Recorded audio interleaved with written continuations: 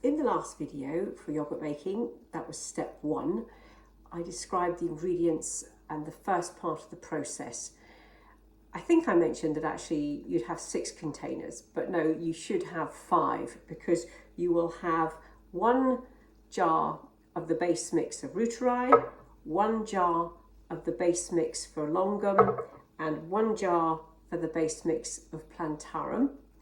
Those will have been pasteurised, cooled and refrigerated while the super starters get underway. The super starters we discussed were for L. Rooterai and B. Longum. You'll notice that the B. Longum has a slightly yellow tint. That's coming from the B vitamins that come in the capsule to promote the growth. So you'll have 5 containers, and the next part is to very carefully put the correct super starter into the correct base mix. So again, back to the sterilisation process, gloves, mask, etc. And working quickly, try and not open the jar too long. Even better if you can turn off any fans and things that might be blowing dust around.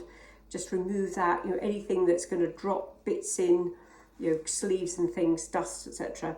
The idea will be that you work very quickly with your mask on to add the super starter into the mixture, put the lid on, give it a good shake, and then you do the same for the Rooterai. Add the super starter to the base mix, give it a good shake. And the Plantarum doesn't have anything in it at the moment, so we're going to add the contents of 2 capsules. It's not a bad idea, it's actually a very good idea, to sterilise this with some alcohol. Just soak a cloth, wipe it round, because again, all these nasty little dust particles and bacteria that are just sitting there waiting to get in. With your sterilised gloves on, you can then just literally take the lid off, open the capsule, give it a good wiggle because there's an awful lot gets caught just at the tips there.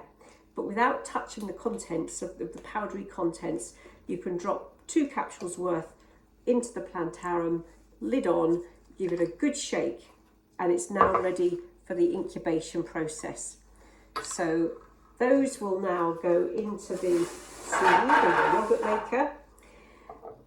And it's very important to start testing pH at this stage. It's quite a scientific process. The reason being that B. longum is very sensitive to acid and it dies when it gets really acidic.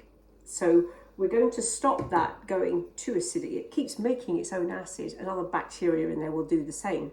So we're going to test it using some pH papers. These ones work from 5.4 down to 3.8. So these are quite easily available and very accurate. Bit fiddly, but they are accurate. These will be fermented at 37 degrees, but we're going to test the B. longum after about 14 hours, because if it gets down to about 4.5 acidity, then it's time to stop it. Take it out, pop it in the fridge while the others keep going. The other one that's likely to get acidic quite quickly and come right down to 4 or less is the Plantarum.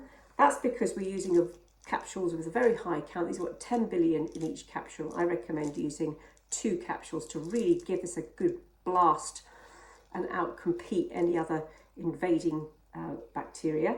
So again, after 14 hours, give it a test. If it's around about 5, put it back in for another 4 hours, retest it.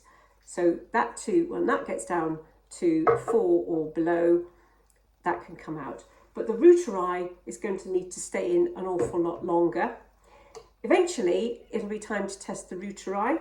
To do that, you get a sterilised teaspoon. Again, wipe it with some alcohol or put it in the kettle for 30 seconds or however you want to sterilise it. But to do that, the technique is to gently remove, either with a pipette or the sterilised spoon, a tiny amount of the mixture,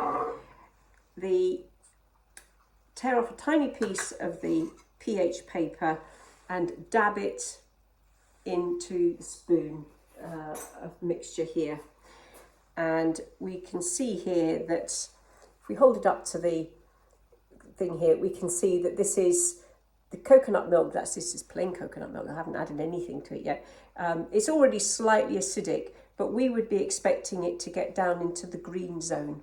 So that means that the reuteri is really active and there's a really good count of acid forming bacteria in the mixture.